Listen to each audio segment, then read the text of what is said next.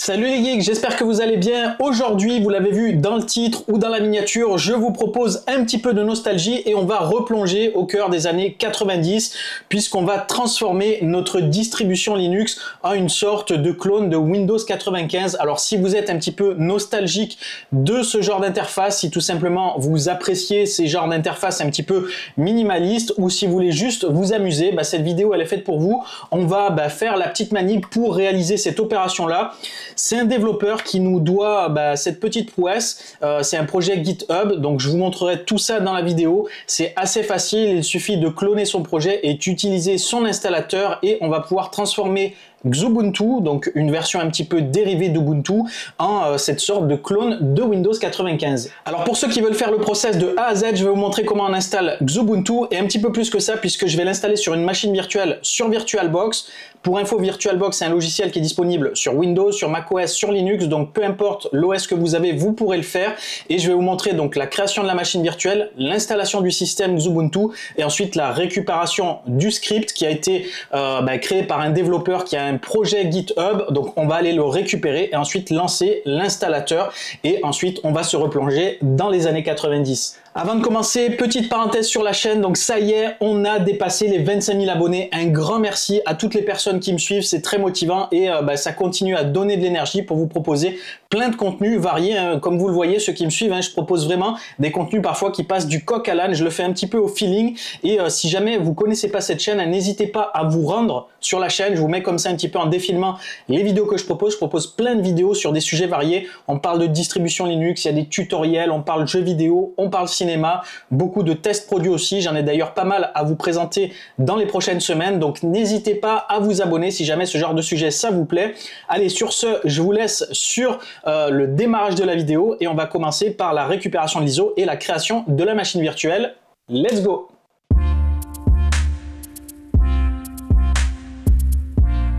Allez, pour commencer, on va récupérer Xubuntu. Donc pour ça, on va sur Google ou un autre moteur de recherche, on tape Xubuntu et vous devriez atterrir sur xubuntu.org. Donc comme d'habitude, de toute façon, je vous mets le lien en description. Donc là, ici, on va sur Download. Et donc là, ici, vous avez plusieurs versions de disponibles. Vous avez la LTS 24.04 basée sur Noble Numbat ou la 25.04 Plucky Puffin, donc la dernière qui est sortie. Moi, je vous recommande de prendre celle-ci, la LTS. Au moins, il y a un support à long terme. Le système sera plus stable. Donc on clique sur Xubuntu Desktop 64 bits ici pour ceux qui veulent le télécharger via torrent. Donc là, ça va vous télécharger un fichier .torrent. Pour ceux qui préfèrent le télécharger directement via HTTP, vous avez ici un dépôt pour la France et vous récupérez ici Xubuntu 24.04.2 Desktop AMD ISO. On va faire télécharger, voilà, et donc ça va récupérer. On fait enregistrer ici, on confirme ici l'avertissement de sécurité et on laisse le téléchargement se faire tranquillement et je vous reprends dès que c'est terminé. On va se retrouver sur VirtualBox. Alors chez moi, VirtualBox est déjà installé. Pour ceux qui ne l'ont pas installé, vous avez ici donc le site virtualbox.org. donc vous avez ici toutes les plateformes disponibles. Vous voyez, il y a du Windows, du macOS, du Linux. Vous avez donc macOS avec les processeurs Intel, avec les processeurs Apple Silicon, donc vous pourrez vraiment, peu importe votre système, installer VirtualBox et vous allez voir, c'est quand même assez bien foutu. Donc maintenant, direction VirtualBox, je considère que vous l'avez installé et on va se retrouver sur l'interface pour installer, donc pour créer notre machine virtuelle et installer Xubuntu. Voilà, donc l'ISO est téléchargé. Donc là, j'ai lancé VirtualBox, donc l'interface, elle ressemble un petit peu à ça. J'avais fait une vidéo un petit peu plus détaillée pour vous expliquer comment ça se passe. Donc là, c'est toutes mes machines virtuelles qui sont installées sur mon système. On va en créer une nouvelle. J'ai déjà une Xubuntu ici avec Win95, mais on va le refaire de zéro. Donc ici, on va aller donc directement dans Machine, on va faire Nouvelle machine. Donc là, on va aller donc choisir le répertoire de notre choix. Là, c'est déjà sélectionné. Donc là, ici, je vais mettre Xubuntu Win95-02, comme ça, je sais que c'est la deuxième. Je vais sélectionner l'ISO ici, donc hop, je vais la récupérer là, tac. Donc ensuite, donc on va mettre type Linux, Ubuntu 64 bits, ça va directement récupérer les infos correctement. On va ici, en gros, passer l'installation automatisée, on va le faire manuellement, ce qui va nous permettre d'éviter d'avoir certaines problématiques. Donc là ici, on peut augmenter la mémoire, moi je vais mettre 8 Go parce que j'ai largement de quoi faire. On va mettre ici, je vais mettre 2 CPU, ça sera suffisant, quoique on va en mettre 4. Hop, voilà, comme ça, ça sera relativement performant. Au niveau du disque, je vais laisser 25 Go, ça suffit. Donc là, vous pouvez ajuster en fonction de votre besoin. Donc là, en gros, mémoire vive, processeur, ici disque dur, donc c'est la taille du disque et donc la taille de votre partition après au niveau du système. Donc là voilà, vous pouvez le faire maintenant, vous pouvez le faire après, ça sera un petit peu plus compliqué, mais voilà, ça c'est ajustable puisque c'est une machine virtuelle et donc vous pourrez augmenter le nombre de cœurs, augmenter le nombre de RAM, etc. Donc on va faire finish ici. Donc la machine, elle est là, on peut aller dans configuration ici et contrôler que tout est OK. Donc ici au niveau du processeur, on est bon, accélération. Donc là pareil, au niveau du système, vous avez donc, on retrouve ici la partie processeur. Donc affichage ici, si vous le souhaitez, vous pouvez activer la 3D ou non. On va augmenter la mémoire graphique, ça va permettre d'avoir de meilleures performances en affichage. Voilà, donc je pense qu'on est bon. Au réseau aussi, là on est sur du NAT. Si jamais vous voulez une adresse IP spécifique pour cette machine virtuelle, vous pouvez passer en mode directement par pont, donc en mode bridge, ce qui va vous permettre en gros d'avoir une adresse IP spécifique et une adresse MAC virtuelle qui sera associée sur votre routeur et qui va permettre donc de faire fonctionner votre machine virtuelle au travers du réseau avec son identité propre, entre guillemets. Voilà, donc on va faire OK. Donc maintenant que tout est OK, on va faire démarrer. Et donc là, le process va créer la machine virtuelle, va l'initialiser. Et donc ici, voilà, il nous a retrouvé l'ISO de Xubuntu. Je vais réduire cette fenêtre. Alors là, c'est tout petit, c'est normal parce que déjà, je suis sur un écran un petit peu grand et parce que par défaut, hein, vous êtes vraiment sur un truc où il n'y a pas de pilote graphique ou quoi que ce soit ici. Donc, on a un écran tout petit. Je zoomerai hein, forcément lors du montage de la vidéo. Donc là, on va faire try or install Ubuntu avec mon bel accent. Et ça va donc initialiser le système. On sera sur la version Live CD. Ça fonctionne exactement pareil sur Ubuntu, seulement là Xubuntu a un autre environnement graphique qui va être adapté pour ce thème-là. Donc là, ça prend un petit peu de temps, le temps que tout se prépare. Et voilà. Donc le système est en train de se charger. Donc je vais le laisser se charger tranquillement et on se retrouve dès que c'est démarré. Voilà, après 3 bonnes minutes, le système est enfin démarré. Donc c'était un petit peu capricieux, mais on y est arrivé. Donc pas d'erreur particulière. Je vais agrandir la fenêtre et on va aller agrandir un petit peu la résolution pour qu'on puisse peut-être y voir un petit peu mieux. Alors c'est pas ici. On va aller là. On va aller dans... Ça doit être dans... Hop. Ici. On va aller dans Display et on va se mettre ici, on va se mettre en Full HD, je pense que c'est pas mal. Hop, voilà. On va garder cette conf là. Voilà, donc là le système, on est en mode Live CD, c'est-à-dire que le système n'est pas installé, mais on peut s'amuser un petit peu avec. Nous, on va l'installer, donc on va faire Install Xubuntu ici, on clique 2 fois sur l'icône et on va avoir l'installateur qui va se lancer. Donc voilà, donc on sélectionne notre langue ici, on va se mettre en français, on fait suivant, on fait suivant. Donc on va mettre utiliser une connexion câblée, hop, on est connecté, on va dire que c'est OK. Alors visiblement il n'a pas détecté encore, je pense, le réseau.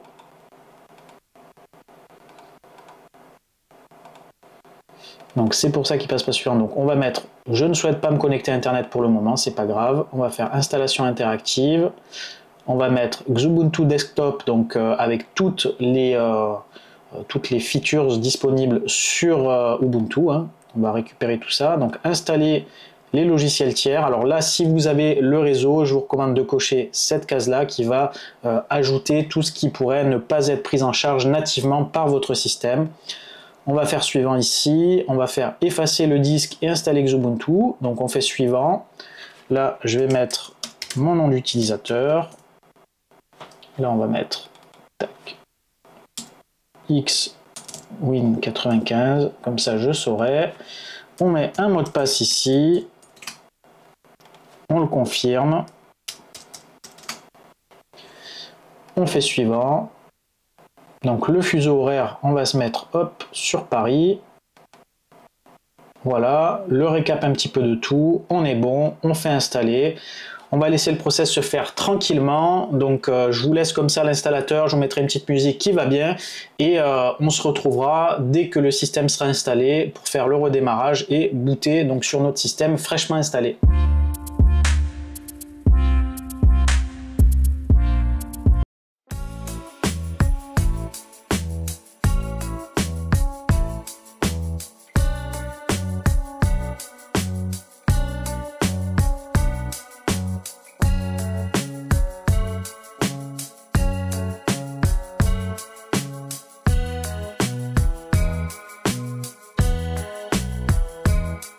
Voilà, le système est installé, il nous invite à redémarrer, donc c'est ce qu'on va faire tout de suite et on va redémarrer sur le système.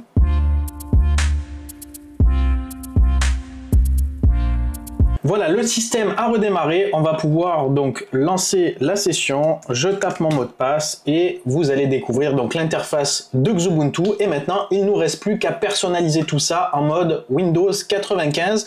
Alors j'ai une petite URL de côté où on va aller sur le projet GitHub, mais on peut faire aussi une petite recherche, je vais essayer de voir si on le retrouve. Donc c'est Chicago 95, le nom du projet, et on devrait normalement pouvoir le retrouver facilement. Je vais le taper ici, Chicago 95, hop, voilà, et on le trouve assez facilement, voilà, il est ici. Donc le développeur c'est Grasmunk, et c'est lui donc qui propose cette interface-là. On a un petit aperçu ici de ce que ça va donner. Et donc là, il y a tout le process d'installation. Alors il y a les prérequis ici, donc ce qu'il vous faut pour que ça fonctionne. De ce que j'ai testé sur cette version Xubuntu, a priori ça fonctionne puisque le projet est pas non plus hyper récent. La dernière version là, qui a été publiée, elle date de 2022 visiblement, donc il pourrait y avoir des petits couacs par-ci par-là.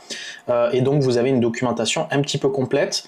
Donc là ici, en gros, hein, on va pas se prendre la tête, on va aller là, on va copier ici l'URL ici du projet Git. On va ouvrir notre terminal ici, on va faire un apt update.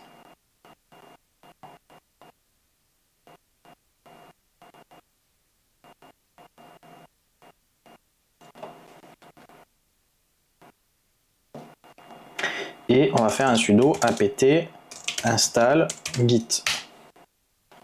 On met OK. Voilà, donc il est en train d'installer le programme Git pour qu'on puisse cloner le projet. Donc là, je me trouve dans mon dossier utilisateur. Donc ce que je vais faire, je vais aller dans le dossier documents. Je ne vais pas me prendre la tête. Et là, je vais faire Git clone. Et je vais coller l'URL du projet Git ici. On va faire entrer. Donc là, ça va charger automatiquement tous les fichiers qui étaient présents dans le dépôt GitHub, ce qui va nous permettre ici, donc si on fait un ls, de retrouver le dossier Chicago 95. On va faire un cd Chicago 95, on va faire un ls, et ici, il y a un installeur.py, on va exécuter cet installeur, c'est lui qui va nous lancer l'installateur pour tout installer, les fontes, le thème, etc. Et normalement, tout devrait se transformer sans trop de difficultés. Donc on va faire /installeur.py, on fait entrer, et donc là on a l'installateur ici. Déjà vous voyez tout de suite, on a vraiment l'impression d'être sur un installateur de Windows 95. Donc on fait suivant, là on laisse tout par défaut coché, on va faire suivant. Donc là ici, si vous voulez, vous pouvez changer aussi le ZSH prompt. Donc là je vais laisser comme ça par défaut. On va faire install, et donc là regardez, ça commence à se transformer ici.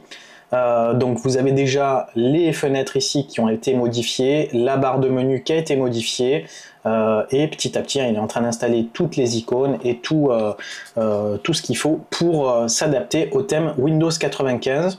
Donc je le laisse terminer tranquillement. Voilà, c'est fini. On va faire finish. Alors je vais quand même redémarrer l'ordi au cas où si jamais il y aurait éventuellement des petites choses qui nécessitent un rechargement, mais déjà vous le voyez tout de suite, hein, on est clairement là sur Windows 95. Et voilà, je viens de redémarrer, pas de difficulté particulière, tout fonctionne nickel et voilà, on est bien sur notre distribution Linux aux couleurs de Windows 95. Et oui, vous rêvez pas, on est bien sur Linux, on est sur Xubuntu plus précisément et regardez le travail qu'il a fait, on a vraiment l'impression de replonger 30 ans en arrière sur Windows 95. On a même ce magnifique fond d'écran uni d'un vert magnifique et on retrouve bien sûr tout le jeu d'icônes, les positionnements, la barre de menu qui s'est remis en bas, hein, la barre de tâches. Vous avez donc le menu démarrer, le classique menu démarrer avec les entrées initiales qu'il y avait. Alors bien sûr on reste sur une distribution Linux, donc vous n'avez pas tout à fait les mêmes applications, les mêmes entrées, mais ils ont fait en sorte, ou il a fait en sorte, je ne sais pas s'ils sont plusieurs à bosser là-dessus, d'avoir un truc le plus fidèle possible et ma foi c'est plutôt réussi. On a un petit clin d'œil ici avec Chicago 95 et ici on retrouve les boutons système pour verrouiller, pour éteindre le PC. Donc là par exemple ici si vous cliquez on retrouve ici notre petite fenêtre pour redémarrer, etc. Donc là ici on retrouve les icônes on va dire traditionnelles de Windows 95 avec ici le dossier Home, le dossier documents en réalité, mes documents.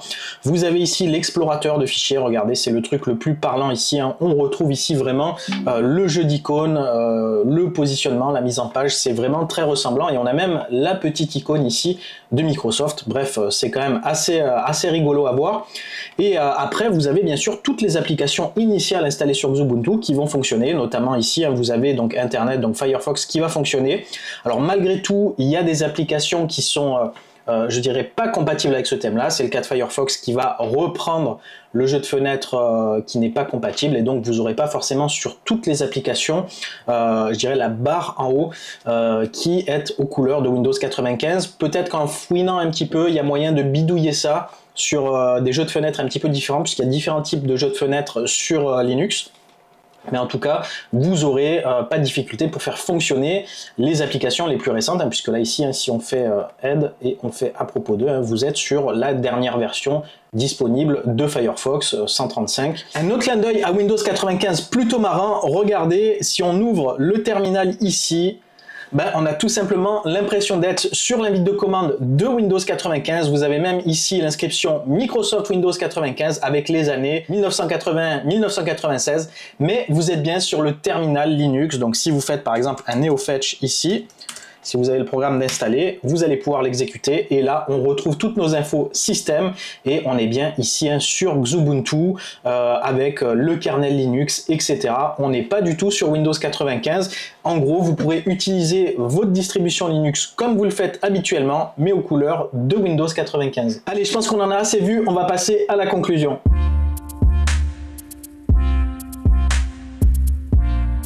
Et voilà les amis, cette mini découverte tutoriel de la transformation de Xubuntu en mode Windows 95 est terminée. Alors j'espère que cette vidéo vous a plu. Si c'est le cas, n'hésitez pas à mettre un max de likes sur la vidéo pour soutenir mon travail et pour soutenir la chaîne. Si jamais vous avez des questions, des difficultés particulières ou autres, n'hésitez pas à le poster en commentaire. Comme d'habitude, on essaiera de trouver des solutions ensemble. Concernant les prochaines vidéos, j'ai un calendrier long comme le bras, j'ai plein de vidéos encore à vous proposer, donc n'hésitez surtout pas à vous abonner, comme ça vous ne manquerez pas les prochaines vidéos qui seront publiées, beaucoup de tests produits, pas mal de choses à vous présenter aussi au niveau logiciel, au niveau tutoriel, bref comme d'hab, un gros programme et toujours beaucoup de retard sur les vidéos, donc j'essaye de rattraper ça. Sur ce, je vous souhaite une bonne journée ou une bonne soirée, je ne sais pas quand est-ce que vous regardez cette vidéo, portez-vous bien, à très bientôt, ciao les geeks!